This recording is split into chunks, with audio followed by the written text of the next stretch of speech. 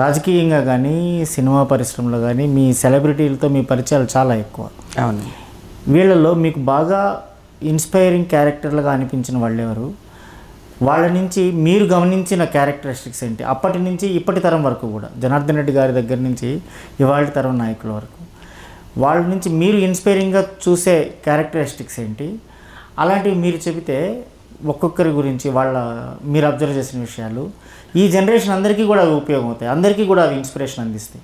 మీరు ఆ transmission hub లాగా ఉంటారు ఆ ఇన్స్పిరేషన్ అందించడానికి. అంటే ఇప్పుడు మీరు నన్ను ఫిక్స్ చేయాలనుకుంటున్నారు? అంతే కదా. లేదు, ఒక్కటైతే చెప్తాను, I'm not a political analyst అయితే కాదు. పొలిటికల్ గురించి ఒక వాళ్ళని క్లోజ్గా అబ్జర్వ్ చేసిన ఒక వ్యక్తిగా అయితే చెప్పగలను. అంతే మేడం, అంతే. వాళ్ళ గురించి మనకి వాళ్ళ క్యారెక్టరిస్టిక్స్ చెప్తే చాలు. మీరు నో డౌట్ అండి, నాకు ఇష్టమైన పొలిటీషియను, నాకు జీవితంలో ఎప్పుడు నేను ఈయన ఒక ఇన్స్పిరేషన్గా తీసుకున్న ఒక వ్యక్తి కావచ్చు, అసలు ఎవరిని కంపేర్ చేయలేని వ్యక్తి కావచ్చు, that is one and only Nara Chandrababu Naidu garu. That is my personal opinion. Everybody has their own personal opinions. So నేను బాబు గారి ఫ్యాన్ అయినంత మాత్రాన నాకు వేరే వాళ్ళు నచ్చరని కాదు, లేదా వేరే వాళ్ళకి నేను అగేనిస్ట్ అని కూడా కాదు. It is my opinion. నా మనసుకు నచ్చిన ఒక పొలిటీషియన్ ఆయన. He is my political super star. So there is no doubt about it. So నాకు ఇప్పుడు కాదండి, ఎప్పటి నుంచో చెప్తాను, నాకు ఊహ తెలిసిన దగ్గర నుంచి నేను ఆయన్నే ఫాలో అవుతాను. He is my inspiration, he is my true inspiration. నేను ఈరోజు నేను చెప్తా ఉంటాను, నేను 18 గంటలు పని చేస్తాను అని చెప్తాను. నేను 18 గంటలు పని చేయాలని నాకు తెలీదు, ఆయన్ని చూసి నేర్చుకున్నాను నేను. అన్నీ ఉన్న ఒక వ్యక్తి అన్ని గంటలు పనిచేస్తున్నారంటే మనం ఎంత, after all we are small drop in the ocean, మనం ఎందుకు చేయకూడదు అని ఇది నేను తన దగ్గర నుంచి నేర్చుకున్నానండి. నేను ఎవరేమనుకున్నా కూడా హీఈస్ మై ఇన్స్పిరేషన్. నేను ఇప్పుడు కాదు, నేను బాబు గారినే ఫాలో అవుతాను నేను. సో తను దగ్గర ఉన్న, అంటే తనకు నేను పరిచయం అవడం వలన సార్ నాకు బాగా తెలుసు. సో ఎప్పుడు కనపడినా కూడా ఒక్కటే అడుగుతారు తను, సారు ఏమ్మా వ్యాపారం ఎలా ఉంది అంటారు, ఎవరైనా నువ్వు ఎలా ఉన్నావమ్మా అంటారు, ఫస్ట్ అడిగేది బిజినెస్ ఎలా ఉంది. Just understand.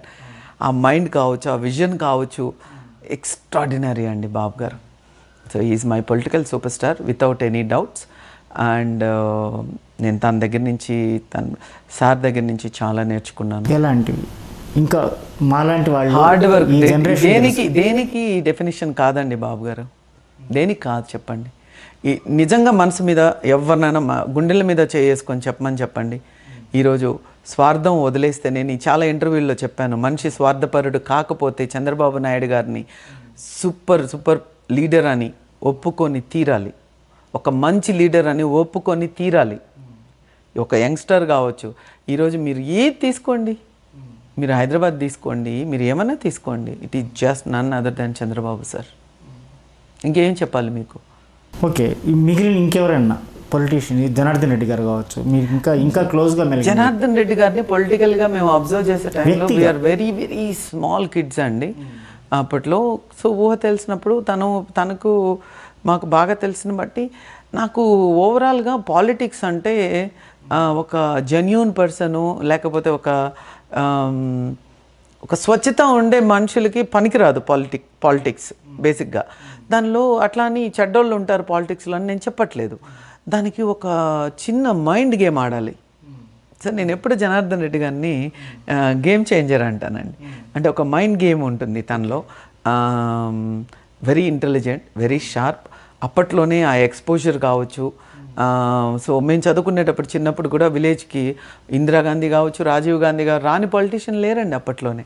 సో అంతమందిని అంత ఇదిగా హ్యాండిల్ చేయగలిగాడు, వాళ్ళందరితో అంత మంచి రిలేషన్ మెయింటైన్ చేయగలిగాడు అని అంటేనే it is his smartness. So నాకు తనలో కేపబుల్ అనేదానికి జనార్దన్ రెడ్డి గారు. ఎనీథింగ్ ఆయన అనుకుంటే సాధించలేనిది ఏది ఉండేది కాదు అప్పట్లో. So in that case is a mind game చాలా ఉంటుంది. అండ్ వెరీ ఇంటెలిజెంట్ అని చెప్పగలుగుతాను, వెరీ కేపబుల్ పర్సన్ అని చెప్పగలుగుతాను. అప్పట్లోనే పైగా తన చాము, తన ఔరా, ఇవన్నీ ఉండేది, ఒక గ్లామరస్ పాలిటీషియన్ అని అయితే చెప్పగలుగుతాను మా జనార్దన్ రెడ్డి గారు. ఇంకెవరు తెలుగు పొలిటిక్స్లో 2 స్టేట్స్కి సంబంధించి తెలుగు రాజకీయాల్లో మీకు ఇన్ఫ్లుయెన్షియల్గా అనిపించే వ్యక్తులు? ఇప్పుడు అవన్నీ చెప్పాలంటే ఓకే చెప్తాను. I'm going to speak only positive. మనకి బాగా మనం తరచూ గుర్తు చేసుకునే ఆయనైతే ఇలా చేస్తాడు, నేను ఇలా చేయాలి, ఇలా నేను చెప్పాలి అని అంటే నేను బికాజ్ నేను చంద్రబాబు గారి ఫ్యాన్ అవ్వడం మూలన నేను బేసిక్గా న్యూస్లో కూడా తను ఉంటే చూడడము లేకపోతే ఆపేయడం. సో నేను కంప్లీట్ వన్ సైడెడ్ పర్సన్ అండి. సో మిగతా వాళ్ళ గురించి అబ్జర్వేషన్ తక్కువ. కాకపోతే కేటీఆర్ గారి దగ్గరకు వచ్చేటప్పటికి very handsome and go getter.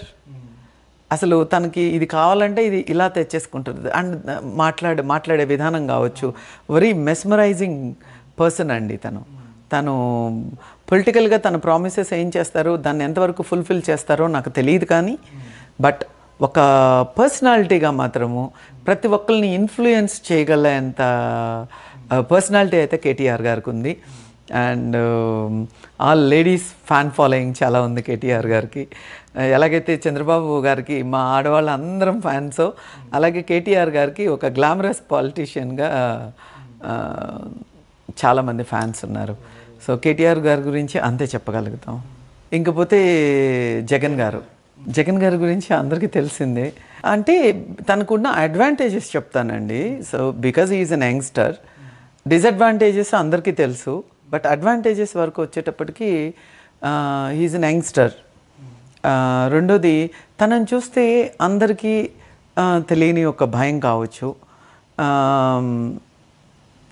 And రెండోది తనలో నచ్చింది ఏంటంటే పట్టు వదలని విక్రమార్కుడు అంటారు కదండి. అంటే తను అనుకున్నది తను ఎలా సాధించాడు అనేది పక్కన పెడితే తను అనుకున్నది తను సాధించిన దాకా నిద్రపోలేదు కదండి.